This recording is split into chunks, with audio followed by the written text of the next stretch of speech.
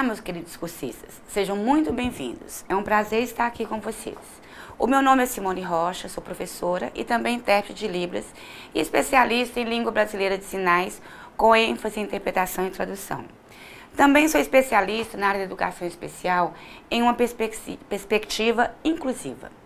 Professora da Universidade Estadual de Montes Claros, onde coordenei por 7 anos o Núcleo Sociedade Inclusiva, o NUSE, e ainda professora da pós-graduação de Libras com ênfase em interpretação e tradução.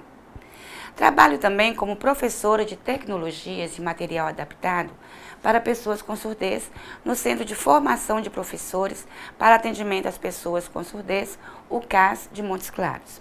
E também atuo como conselheira no Conselho Municipal em Defesa da Pessoa com Deficiência, CPDMOC. Bom, trabalho na área da educação de surdos desde 1991 e estou muito feliz em estar aqui com vocês. Estar aqui para mim é uma oportunidade única de trocar nossas experiências. Acredito que iremos aprender muita coisa juntos sobre essa língua tão bela, contribuindo com a inclusão dos surdos de uma forma mais respeitosa. Como seria isso? É conhecendo um pouco mais sobre o seu mundo visual. Sugiro a vocês que em nossas aulas vocês estejam munidos de papel e caneta para quando surgir alguma dúvida, vocês possam anotá-la com calma e tranquilidade. Em seguida, postem no fórum, no Tira Dúvidas. Já aproveitando a oportunidade para dizer que haverá no nosso fórum, AVA, Tira Dúvidas, a oportunidade de vocês estarem colocando também as dúvidas que acontecem nas videoaulas. Nossa disciplina tem uma carga horária de 60 horas e será dividida em 4 videoaulas, além das atividades práticas dos fóruns e chats. E para que tenhamos um bom resultado em nossos trabalhos, será necessária a dedicação de todos vocês nos estudos e também nas atividades que serão solicitadas em nossa sala virtual, ok? Estejam atentos para os seguintes pontos. Primeiro, a participação de todos vocês é imprescindível para o sucesso do nosso grupo. Segundo, acompanhe com atenção o estudo dos textos apresentados, as orientações que irão surgir no decorrer de nossos estudos e postem todas as suas dúvidas. Atente-se para a carga horária da disciplina, o tempo previsto no calendário do curso e se organize para melhor aproveitar o seu tempo. No mais, eu, professora Simone Rocha, estarei à disposição para colaborar com vocês. E juntos construímos um conhecimento buscando, nas discussões teóricas e nas vivências de cada um de nós, uma forma de nos contribuir no crescimento com relação ao conhecimento à língua de sinais. Bom, agora podemos dar início aos nossos estudos, ok? Vamos começar? Como eu disse a vocês, trabalharemos a disciplina linguística da língua brasileira de sinais 2. Então, vamos juntos relembrar alguns conceitos linguísticos que permearam o nosso entendimento sobre esta língua fascinante, não é mesmo? Ok, então vamos dar sequência? Língua brasileira de sinais, tópico de linguística aplicada à língua de sinais, em especial à sintaxe. Este é o tema da nossa disciplina, que daremos início hoje. Lembrando a todos novamente que em caso de dúvidas, será preciso que as postem no Fórum Tira Dúvidas, onde eu, juntamente com seus tutores, estaremos tentando saná-las da melhor maneira possível. As línguas expressam a capacidade específica dos seres humanos para a linguagem. Expressam as culturas, os valores e os padrões sociais de um determinado grupo social. Isso é o que nos orienta Quadros, em seu livro escrito em 2004.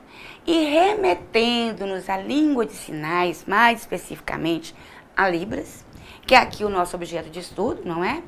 Como puderam compreender com os outros professores que por aqui passaram, a mesma tem um status de língua, não sendo essa inferior a nenhuma outra, seja na modalidade oral auditiva ou gestual visual. Línguas de sinais, assim como as diversas línguas naturais humanas existentes, ela é composta por diversos níveis linguísticos, como a fonologia, a morfologia, a sintaxe, a semântica, tal qual as línguas orais. Acredito que você já tenha de conhecimento já sistematizado, uma vez que já tiveram a oportunidade de conhecer especificamente os parâmetros fonológicos da língua de sinais.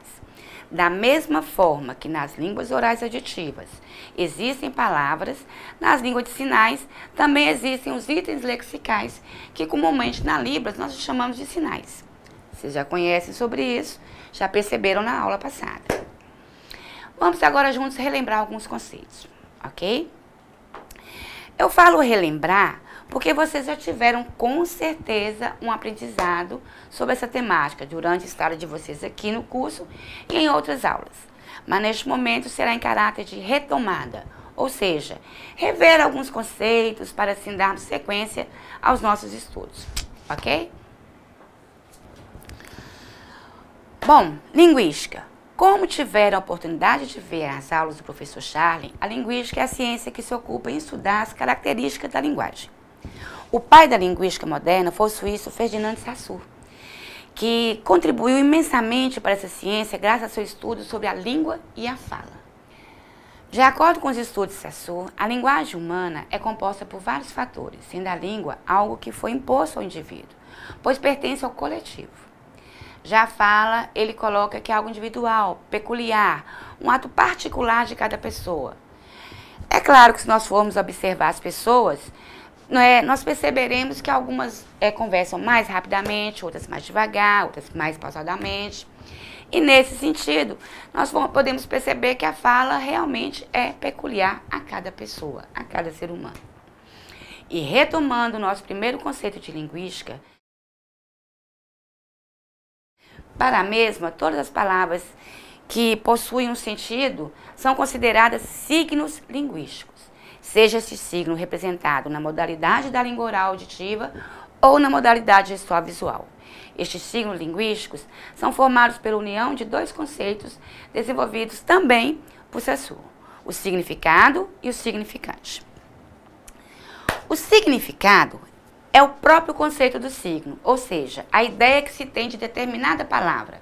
Exemplo, casa, como uma moradia, ou cachorro, como um animal mamífero que late.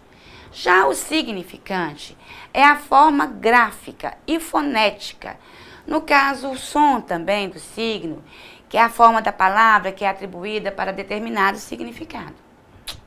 Conforme podemos ver, a língua de sinais contém os mesmos componentes constitutivos encontrados em qualquer língua oral. O signo linguístico, ou seja, seu léxico composto dos sinais convencionados da comunidade que a produz, e a própria estrutura gramatical, que é o seu sistema de regras que regem o uso deste léxico, e está também sujeita a regras das situações de interação, ou seja, regras para o uso desta língua. Ok? Continuando com os nossos conceitos, vamos à fonologia.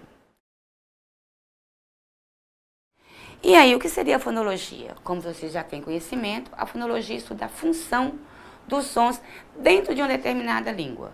Portanto, ela estuda as diferenças fônicas intencionais e também distintivas, vinculadas à diferença de significação. Além disso, a fonologia nos traz também a parte da linguística que estuda as unidades mínimas em significado de uma língua. Nas línguas orais, as unidades mínimas são os sons da fala. Já na língua de sinais, as unidades mínimas são as configurações de mãos, os movimentos e a localização. Continuando nossos estudos, vamos ver agora o conceito de morfologia. E como vocês estudaram também a morfologia, nós já temos conhecimento que ela vem ser o estudo da estrutura, da formação e da classificação das palavras, que em nosso caso são os sinais. E faremos isso olhando para cada sinal isoladamente, não olhando para a sua participação na frase ou no período. A morfologia nos diz a respeito da formação, classificação, estrutura e flexões das palavras, dentro de um contexto ou fora dele também. Vamos tentar aqui fazer uma analogia entre fonologia e morfologia, ok? Acredito que poderá vir a ficar mais claro este entendimento para vocês. Então vamos lá. Se no campo da fonologia os estudos recaem sobre as unidades mínimas sem significado, pois bem, a morfologia estuda as unidades mínimas com significado, ou seja, a palavra propriamente dita, o sinal propriamente dito. Agora vamos fazer uma retomada sobre o que vem a ser a sintaxe. Bom, a sintaxe é a área de estudo que analisa a combinação das palavras para a formação de estruturas maiores, como, por exemplo, as frases, as sentenças. Tentando clarear um pouquinho mais para vocês, a sintaxe é a parte da gramática que estuda a organização, a disposição das palavras dentro de uma frase, dentro de uma sentença ou de um discurso. Bem, como a relação lógica das frases entre si. Então, ela organiza isso aí. Semântica. Fechando nossos estudos, a semântica, então, estuda os conceitos dos significados de palavras dentro de um dado contexto. Por exemplo, a manga estava bem verdinha. De que manga que estou falando? Dentro de um determinado contexto, que no caso aqui, retirei a frase de um editorial, onde o recorte inteiro dizia assim, vejam, com o retorno da chuva, os sitiantes da região estão bastante felizes, pois a manga está bem verdinha e isso é sinal que a engorda do gado será satisfatória. Mas nós poderíamos ter pensado também na manga fruta ou na manga de uma blusa, não é mesmo? Vamos imaginar, a manga estava bem verdinha, não poderia ser também uma manga fruta, não é mesmo? Só que essa frase eu inventei agora, só para fazer um sentido da palavra manga em um outro contexto, tá? Bom, mas dentro do contexto apresentado, vocês perceberam que o sentido de que a palavra pertencia, na verdade, se referia a um pasto e não a uma fruta ou uma parte de uma blusa. Entendendo a sintaxe na língua de sinais. Bom, vamos tentar levar para a nossa prática como esses conceitos se aplicam nas línguas de sinais, fazendo analogia com as línguas orais e as línguas de sinais, ok? Então, vamos verificar as analogias juntos. Observe o quadro comigo, por favor. Vamos lá, então. Para lembrar, língua oral, em caráter fonológico, relaciona sons e suas diferenças intencionais. Na língua de sinais, no caráter fonológico, relaciona as configurações e os elementos envolvidos na produção dos sinais. Língua oral, morfológico, estuda a palavra e sua função. Língua de sinais, no morfológico, estuda a composição de cada sinal isoladamente. Língua oral, a sintaxe, estuda a estrutura da frase. Língua de sinais, a sintaxe, ela vai estudar a língua de sinais e também possui uma forma de organização frasal, que a gente vai ver isso juntos também nos próximos, nas nossas próximas videoaulas. Língua oral, semântica, está relacionada ao significado dentro do contexto. A língua de sinais, a semântica. Na língua de sinais, um sinal pode mudar de acordo com a mudança de um parâmetro ou outro, dentro de um contexto, o seu significado.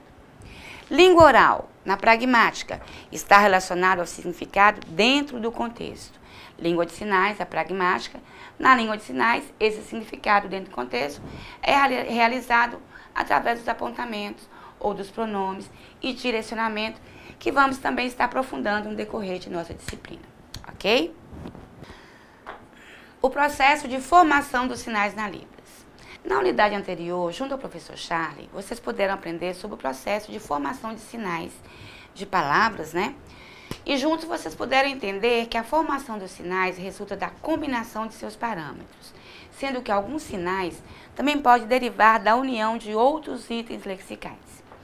Há exemplo do que acontece com as palavras compostas nas línguas orais. Como em qualquer língua, os sinais também pertencem a categorias gramaticais distintas, tendo seus verbos, substantivos, adjetivos e tudo mais que diz respeito a essa língua.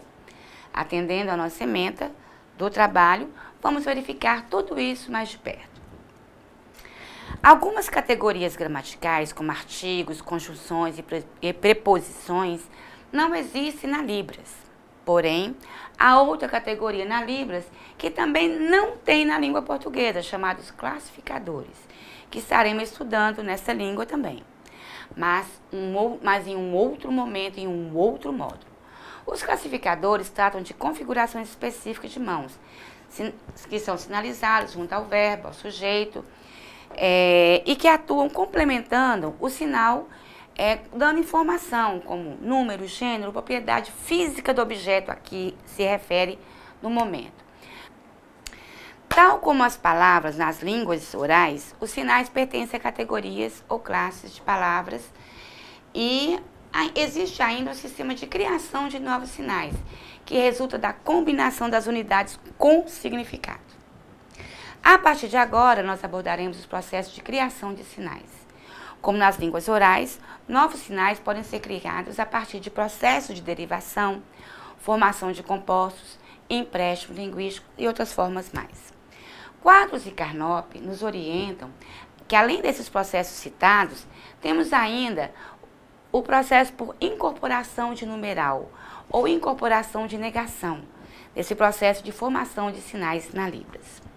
As línguas de sinais, como as línguas orais e auditivas, também possuem estruturas fonológicas, que constituem a partir de configuração de unidades discretas, que são os parâmetros, como falamos anteriormente.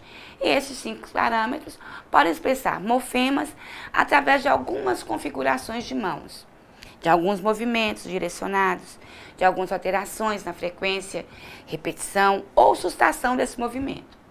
Também a alteração de alguns pontos de articulação na estrutura morfológica e de alguma expressão facial ou movimento de cabeça como concomitante com este sinal, que através dessas alterações e suas combinações formam novos itens lexicais nessa língua de sinais. Bom, em resumo, os parâmetros são como pedaços pequeninos de sinais, porque às vezes eles têm significados e, como vocês já sabem, através de alterações e suas combinações. E vale aqui ressaltar que às vezes as alterações acontecem de uma forma bem simplificada e eles formam variados novos sinais.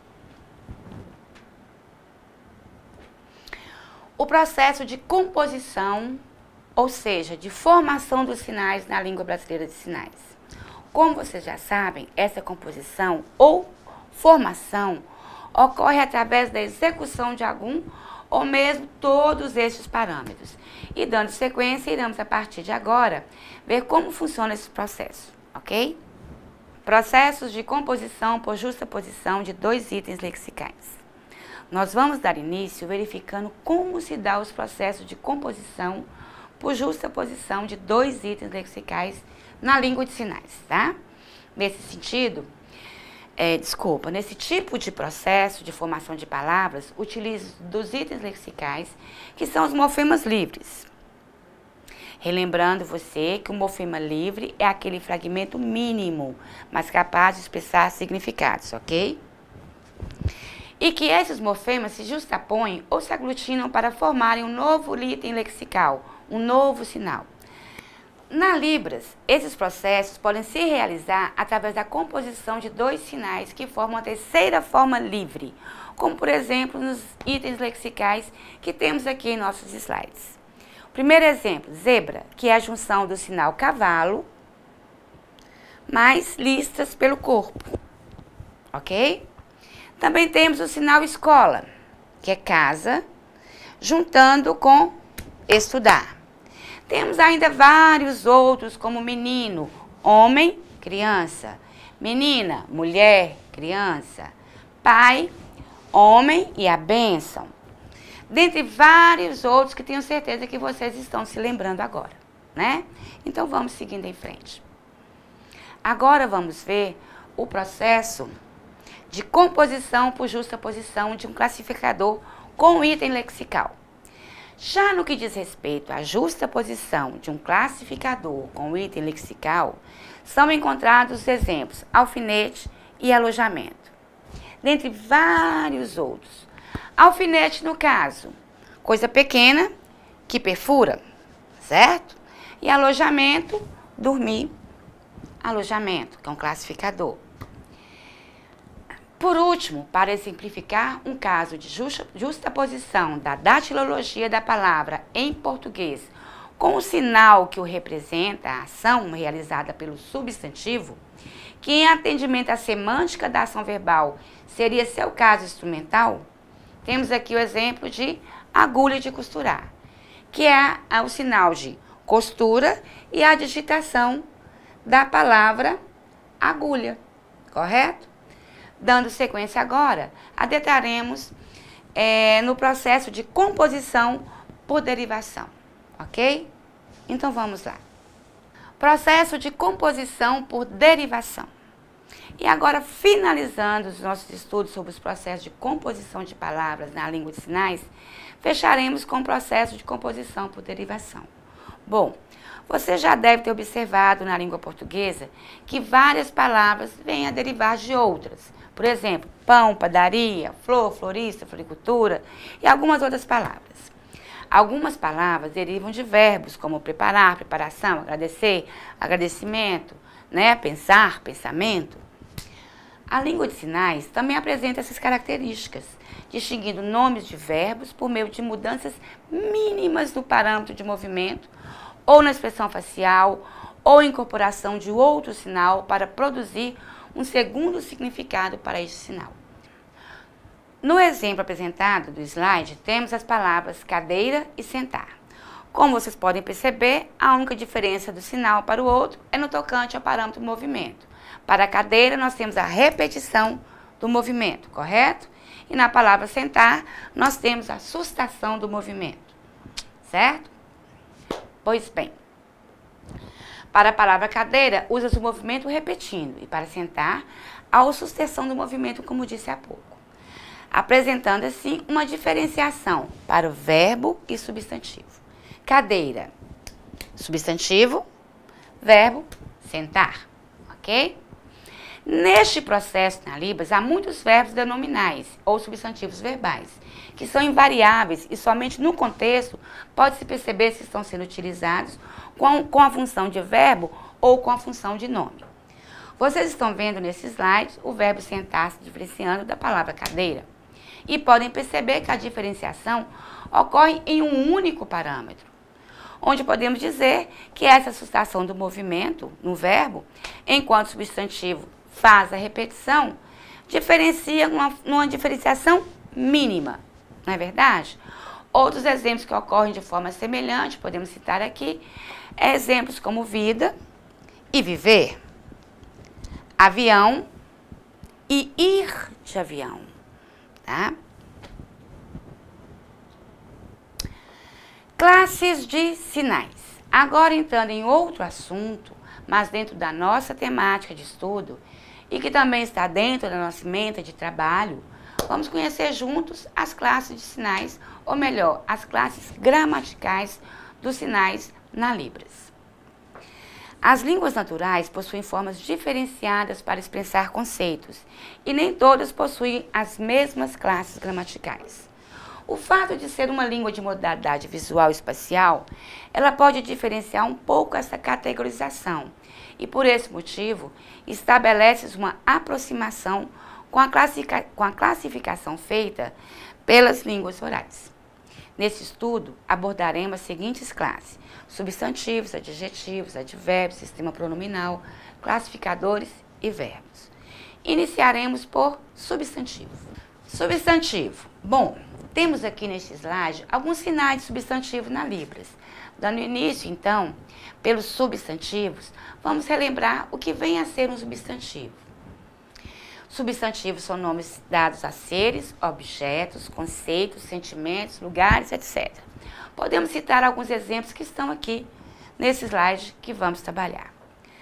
Páscoa, pipa, queijo, avó, boné, sapato, etc. Não há flexão de gênero masculino e feminino nos sinais, uma vez que há sinais diferentes para cada sexo. Por exemplo, mesa, escola, pai, mãe. Em alguns casos, a indicação de sexo será feita por meio dos sinais homem e mulher após o substantivo também, tá? Vamos agora aos adjetivos. Adjetivos. Só para lembrar, os adjetivos expressam as qualidades e as características dos seres, objetos e lugares. Os adjetivos são sinais que formam uma classe específica na Libras e sempre estão na forma neutra, não havendo, portanto, marca para gênero masculino e feminino e nem para número singular e plural, tá? Ok até aqui, então? Podemos continuar? Então, vamos seguindo com nossos estudos. Os adjetivos são sinais que formam uma classe específica na Libras, como já disse há pouco. Sempre estão na forma neutra, não havendo, portanto, nem marca de gênero ou marca de numeral. Como podem ver em nosso slide, nós temos listrado, liso, muito alto, estampado, grosso e fino. Mas muitos adjetivos, por serem descritivos, apresentam iconicamente uma qualidade do objeto, desenhando no ar ou mostrando a partir do objeto ou do corpo do emissor. Em português, quando uma pessoa se refere a um objeto como sendo arredondado, quadrado, listrado, dentre outros, está também descrevendo, mas na Libras esse processo é mais transparente, porque o formato ou a textura são traçados no espaço ou no corpo do emissor, em uma tridimensionalidade permitida pela modalidade da língua, pelo fato de ser gestual visual. Bom, e com relação à colocação dos adjetivos na frase, eles geralmente vêm após do substantivo que o qualifica. Numerais.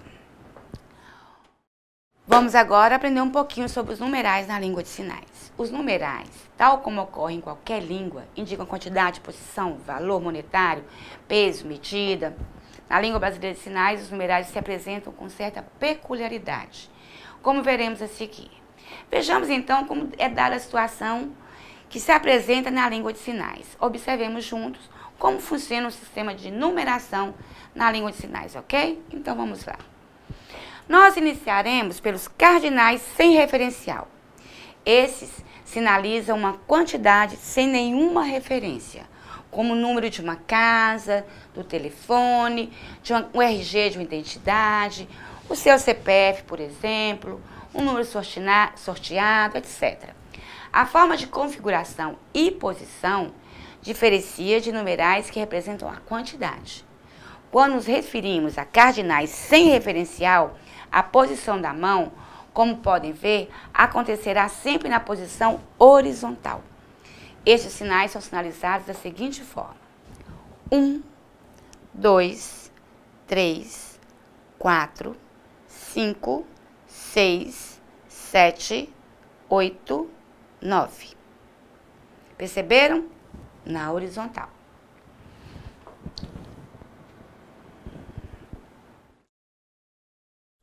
Vamos ver aqui uma outra forma, que são os numerais cardinais com referência, ao contrário do que vimos no anterior, certo?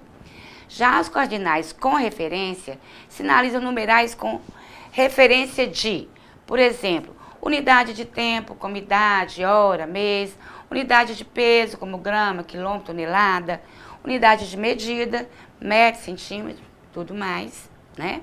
Além de quantificações, como por exemplo, quantos cursistas temos em sala de aula, quantos lápis temos em cima da mesa.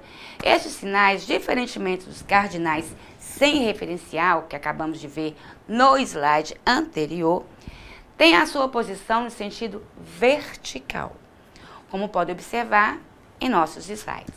Esses sinais são sinalizados da seguinte maneira: 1, 2, 3, 4, 5, 6, 7, 8, 9, 10. Bom, vamos diferenciar um pouquinho os cardinais sem referencial dos cardinais com referencial? Certo. Então, vamos iniciar. 1, 1. 2, 2. 3, 3. 4, 4. E a partir de agora, a partir do 5, tudo fica igual. 5, 6, 7, 8 e 9. E daí pra frente, ok? Numerais ordinais, eles trabalham de forma diferenciada do primeiro até o nono, certo? Ele tem a mesma forma, a posição e configuração de mão dos cardinais sem referencial. Aquele primeiro que a gente viu, que é na horizontal, Lembrando que os cardinais sem referencial não têm movimento. E estes aqui teremos movimento, tá? Bom, os ordinais do primeiro até o quarto têm movimentos para cima e para baixo. Ou seja, movimento no sentido da vertical, tá? E os ordinais do quinto até o nono têm os movimentos para os lados. Movimento este que acontece no sentido horizontal, certo? Então, vamos lá. Os numerais ordinários espaciais sinalizam uma classificação ou colocação por ordem em um determinado espaço. Por exemplo, o terceiro lugar, o sexto andar, o segunda pessoa da fila, a quarta colocada, etc. Vamos juntos representar esses numerais também? Então, vamos lá. Primeiro, segundo, terceiro, quarto, quinto, mudamos a posição, ó. Sexto, sétimo, oitavo e nono. Aí, viu como fizeram certinho? Estão craques já. Vamos sair de numerais um pouquinho e adentrar agora no sistema pronominal da língua de sinais, ok? Sistema pronominal. Como vocês já sabem, a Libras possui um sistema pronominal para representar as pessoas do discurso, tal como acontece nas línguas orais. Então, vamos juntos ver agora. Ok, então. No singular, o sinal para todas as pessoas é o mesmo, o que difere uma das outras é a orientação da mão. Por exemplo, eu, você, tu. Vamos ver aqui agora o sinal para eu. É um apontar para o peito do emissor, eu, a pessoa que está falando. O sinal para você é um apontar para o receptor, correto? A pessoa com quem você fala. E o sinal para ele e ela é um apontar para uma pessoa que não está na conversa ou para um lugar convencionado para uma terceira pessoa que está sendo mencionada. Ele, ela ou ela. Vamos ver os pronomes pessoais que aparecem neste slide aqui e vamos juntos fazer novamente, ok? Eu, tu, você, ele, nós dois na lateral ou nós dois também à frente do corpo. Nós três, com movimento circular no espaço neutro, né? Que seria o modo trial. Bom, então vamos seguindo para o próximo slide. Continuando ainda com o sistema pronominal.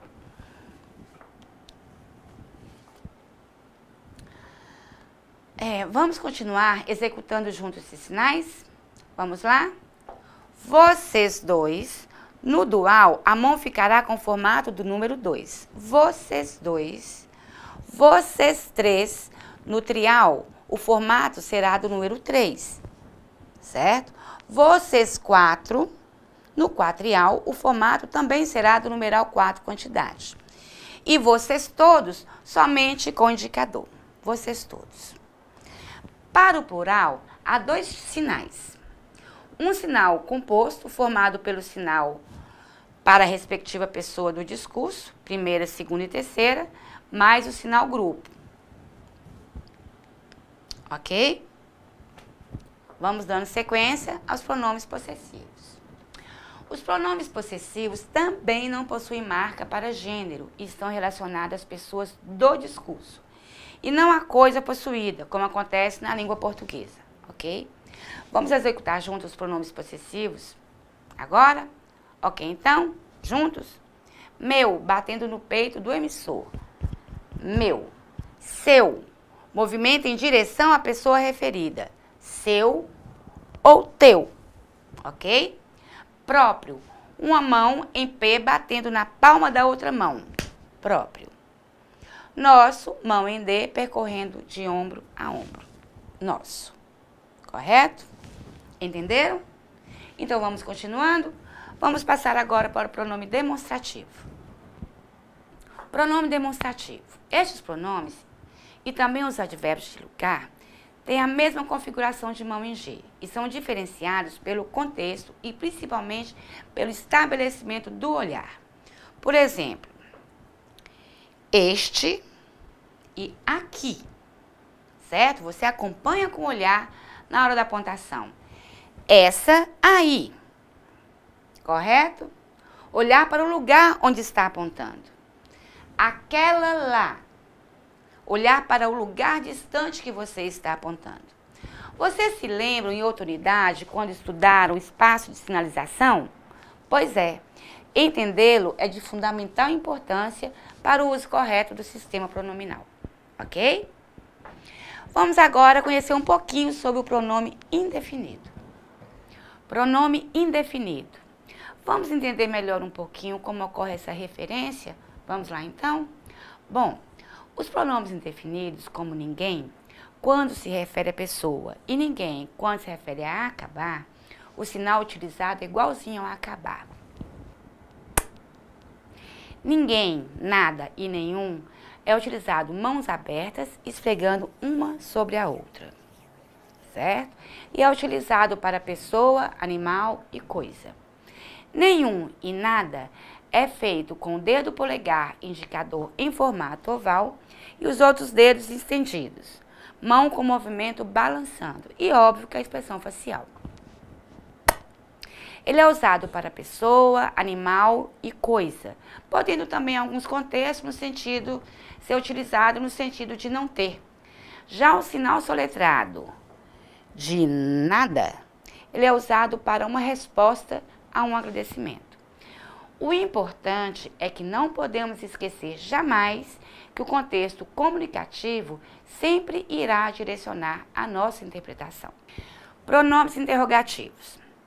Na Libras, como já sabemos, há uma grande tendência para a utilização dos pronomes interrogativos qual, como e para quê, no final da frase, e para a utilização no início da frase do pronome interrogativo por quê.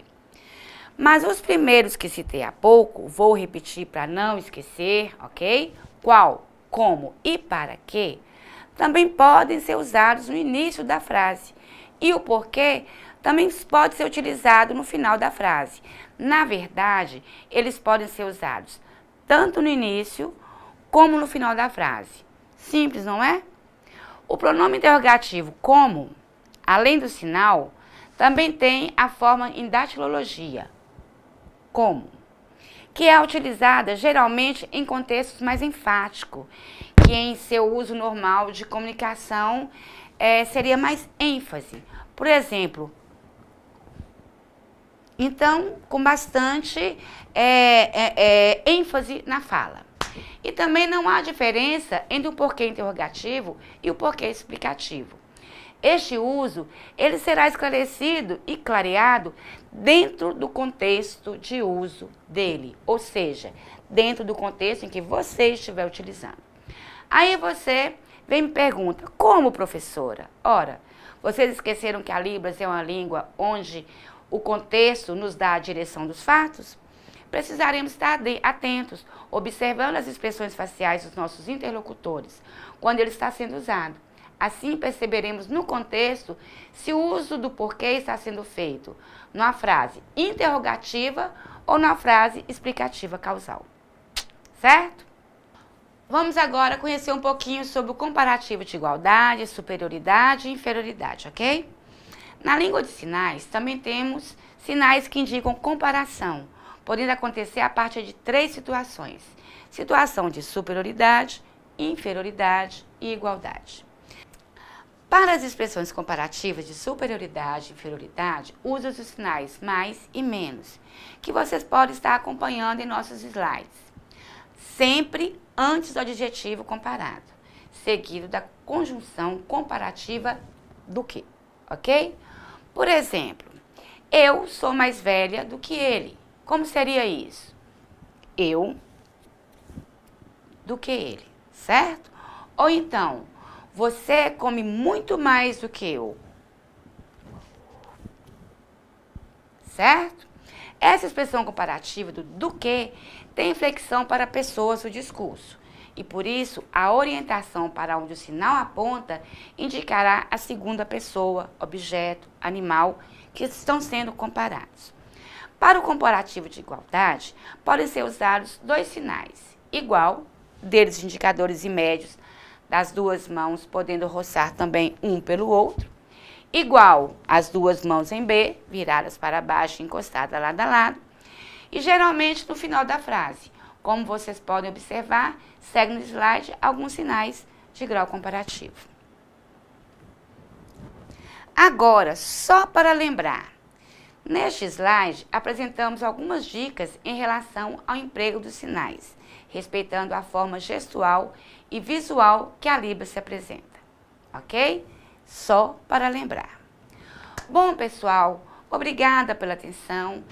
Bom, eu acredito que aqui finalizamos assuntos referentes à nossa primeira videoaula. Muita coisa, não é mesmo? E muita teoria. Eu espero que tenha sido um pouco esclarecedora para vocês e que tenham absorvido o que vimos juntos até o momento. Lembre-se de acessar a sala virtual, participar dos fóruns postando as suas dúvidas, que estaremos por lá dando este apoio para vocês, eu e seus tutores virtuais. Nosso slide também estará lá para vocês em nosso AVA. E não se esqueçam de sempre recorrer ao nosso material impresso e, inclusive, aqueles materiais titulados materiais complementares, sempre que for necessário. Um forte abraço a todos, mas por enquanto é só. Bons estudos e até a nossa próxima aula.